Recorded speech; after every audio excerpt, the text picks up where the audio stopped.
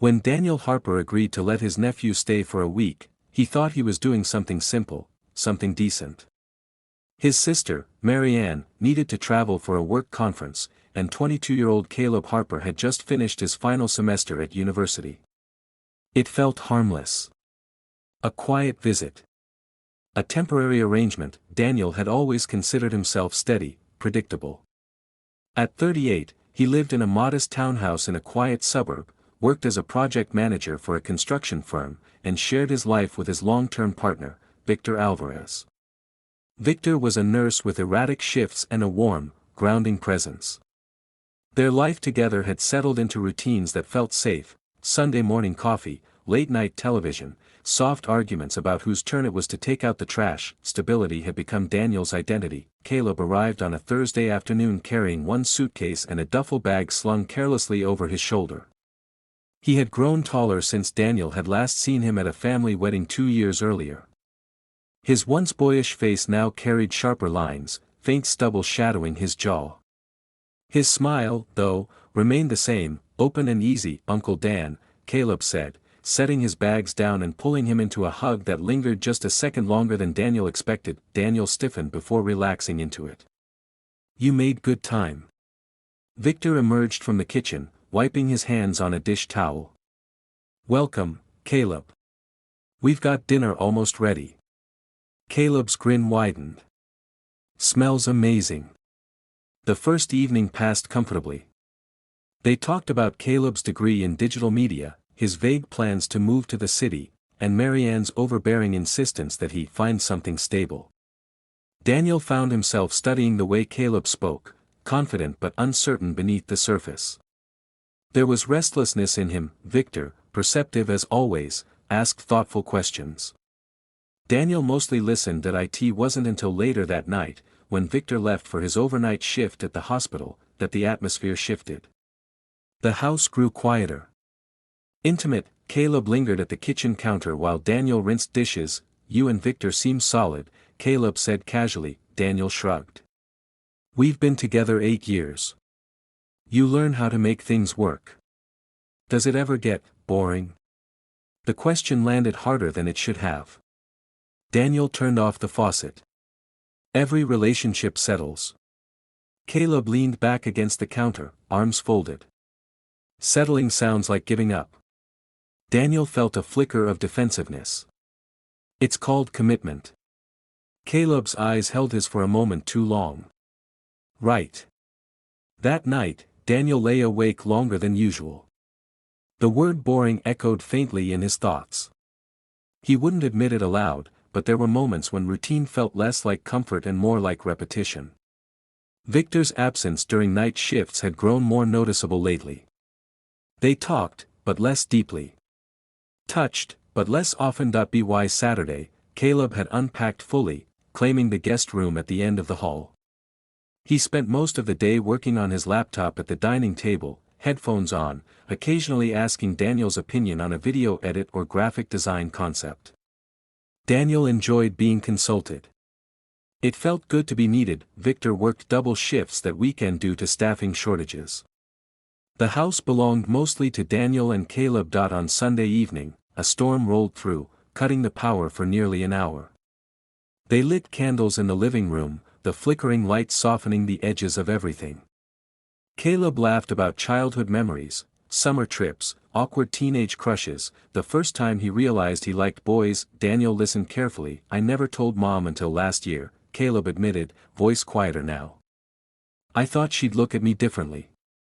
"And did she?" Daniel asked. Caleb hesitated. "Not exactly.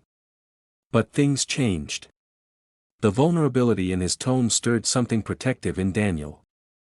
He moved closer on the couch, close enough that their knees brushed. "You don't have to rush anything in life," Daniel said.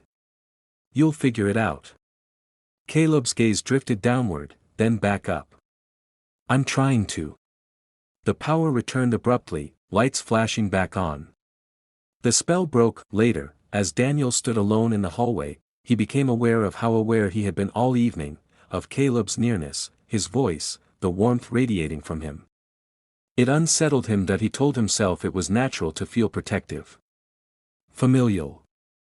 Nothing more, but when Caleb paused outside his bedroom door and said softly, "Good night, Uncle Dan," the words carried a weight that lingered long after the door closed. Daniel remained standing there, staring at the dim hallway light, sensing that something subtle but irreversible had begun to shift.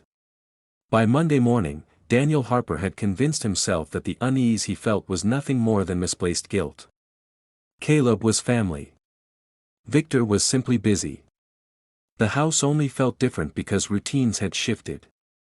That was all, but denial has a fragile structure. Victor left before sunrise for another 12-hour shift, kissing Daniel absently on the cheek.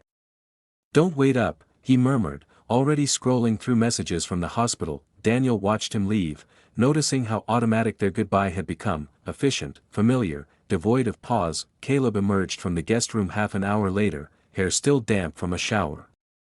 "He works a lot," Caleb observed, pouring himself coffee. "He's dedicated," Daniel replied, sharper than he intended. Caleb raised his hands in surrender.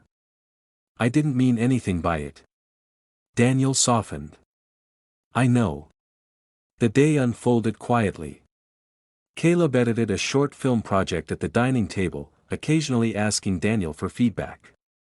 Daniel surprised himself by offering thoughtful critiques, suggestions about pacing and structure that Caleb received with visible appreciation. "You're good at this," Caleb said, swiveling the laptop so Daniel could see the screen.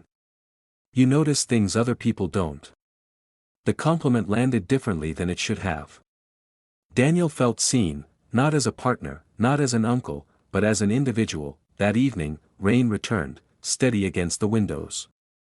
They ordered takeout and ate on the living room floor, plates balanced on the coffee table. Conversation drifted from career ambitions to regrets. "Do you ever wonder what you missed out on?" Caleb asked. Daniel hesitated. "Everyone misses something." "That's not an answer." Daniel studied Caleb's face, trying to measure the intention behind the question. "I used to travel more before Victor and I settled down. Took risks. Changed cities twice in 3 years." He gave a faint smile. "Now I prefer predictability." "And does predictability make you happy?" The question again. Daniel's silence stretched long enough to feel like an answer. Caleb looked away first. "Sorry. I ask too much." "No," Daniel said quietly. "You just ask honestly." The honesty was dangerous. Later that night, while washing dishes side by side, their hands brushed as they reached for the same glass. The contact was brief but charged with awareness. Daniel pulled back immediately. "Sorry," Caleb said, "it's fine." But it wasn't fine. Daniel felt the shift again, the same subtle current that had sparked during the power outage. This time, it didn't dissipate. On Wednesday, Victor called during dinner to say he would be staying late again. His voice sounded exhausted, distracted. "I'll make it up to you this weekend," Victor promised. "Of course," Daniel replied, though he couldn't remember the last time a postponed promise had been redeemed. After the call ended, Caleb watched him carefully. "You look disappointed." "I'm not." "You are." Daniel exhaled. "It's just timing." Caleb stepped closer, lowering his voice. "You don't have to defend him to me." The proximity unsettled Daniel. He became acutely aware of how easily conversation with Caleb flowed, how naturally silence between them felt charged rather than empty. "I'm not defending him," Daniel insisted. "I'm defending us." Caleb searched his face. "And who defends you?" The question cut deeper than Daniel expected. That night, thunder rattled the windows hard enough to shake the frames. The power flickered but held. Daniel found himself standing in the hallway outside Caleb's door, unsure how he'd gotten there. He knocked lightly. "Yeah." Caleb's voice came from inside. "Just checking the window latch," Daniel lied. Caleb opened the door fully. He was barefoot, wearing a loose t-shirt and sweatpants, looking younger and older all at once. "You don't have to pretend," Caleb said softly. "Pretend what?" "That you don't feel it too." Daniel's pulse quickened. "Feel what?" Caleb held his gaze steadily. "This." The air between them tightened. Daniel knew the line was there, clear, moral, immovable. He also knew how close he stood to crossing it. "Caleb," he began, intending to draw a boundary, but the words sounded less like a warning and more like a confession. Caleb stepped back first, creating space. "I'm not trying to ruin anything," he said. I don't want to ignore what's real." Daniel remained frozen in the hallway long after Caleb closed the door. Nothing explicit had happened. No declarations. No physical betrayal, yet Daniel understood, with unsettling clarity, that something intimate had already begun, something that could not be undone simply by pretending it wasn't there, and for the first time since Caleb arrived, Daniel stopped asking whether the feeling existed. Instead, he began asking how long he could resist it. By Thursday evening, Daniel Harper understood that avoidance was no longer an option. Victor returned home earlier than expected, fatigue etched into his face but something sharper in his eyes. He set his bag down slowly, scanning the living room where Daniel and Caleb sat at opposite ends of the couch, an almost theatrical distance between them. "Everything okay?" Victor asked. Daniel answered too quickly. "Of course." Caleb stood. "I'm going to step out for a walk." Victor watched him leave, then turned back to Daniel. "How long has this been happening?" Daniel's throat tightened. "Nothing is happening." Victor held his gaze steadily. "Then why does it feel like I've walked into the middle of something?" The question lingered heavily in the quiet room. Daniel opened his mouth to defend himself but stopped. There had been no kiss, no overt betrayal. Yet the truth pressed against his ribs with uncomfortable clarity. "I don't know when it started," Daniel admitted finally. Victor's expression shifted, not to anger, but to something more fragile. "I've been gone a lot," he said. "But you've been gone too. Even when you're standing right in front of me." Daniel felt the weight of those words. This hadn't begun with Caleb.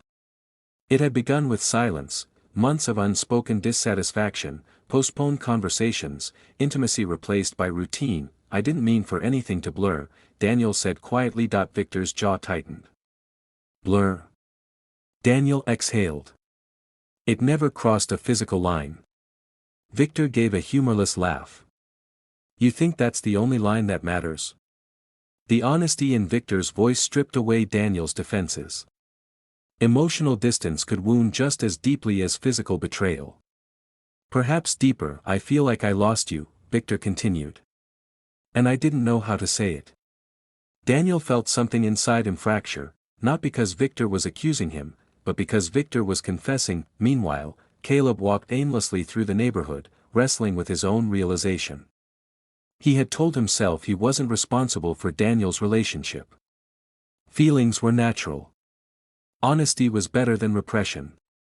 But honesty without boundaries had consequences. When Caleb returned, he found Daniel waiting alone at the dining table. "We need to talk," Daniel said. Caleb nodded, sitting across from him. "This can't continue," Daniel began, forcing steadiness into his voice. "Whatever this is." Caleb didn't pretend confusion. "I know.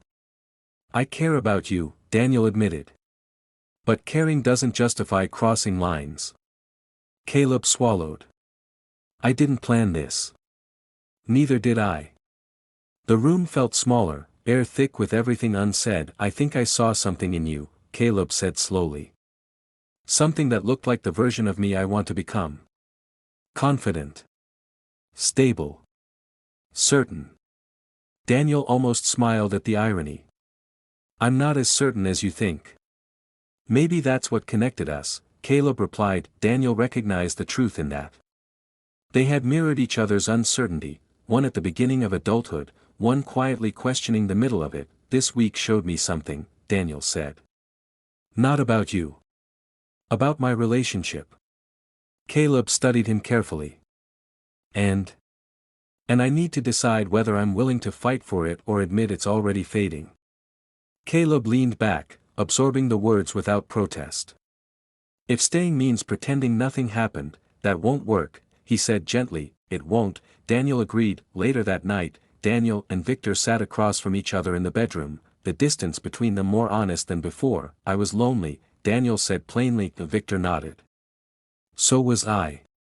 The admission shifted the dynamic. There was no villain in the room, only two men who had allowed comfort to replace connection. Do you want to fix this? Victor asked. Daniel didn't answer immediately. He thought of Caleb's questions, of his own restlessness, of the quiet ache that had preceded temptation. I don't want to lose us because we stopped talking, Daniel said at last. But I also don't want to stay out of fear. Victor reached across the space between them, not urgently, but deliberately. Then we start by being honest. Even when it's uncomfortable. The gesture was small, but it felt intentional, different from the automatic routines that had defined them. In the guest room, Caleb packed his duffel bag quietly. He had already texted his mother, telling her he'd cut the visit short and stay with a friend in the city. It wasn't dramatic. It was necessary. Before leaving at dawn, Caleb paused outside Daniel's bedroom. He didn't knock. Some connections arrive not to be claimed, but to reveal what's missing. As the front door closed softly behind him, Daniel lay awake beside Victor, aware that nothing in his life looked dramatically different, and yet everything felt exposed. Temptation had not destroyed his relationship, silence almost had, and now, for the first time in years, Daniel understood that love wasn't something you maintained by habit. It was something you chose, again and again, whether he was strong enough to keep choosing it was a question that had only just begun to surface.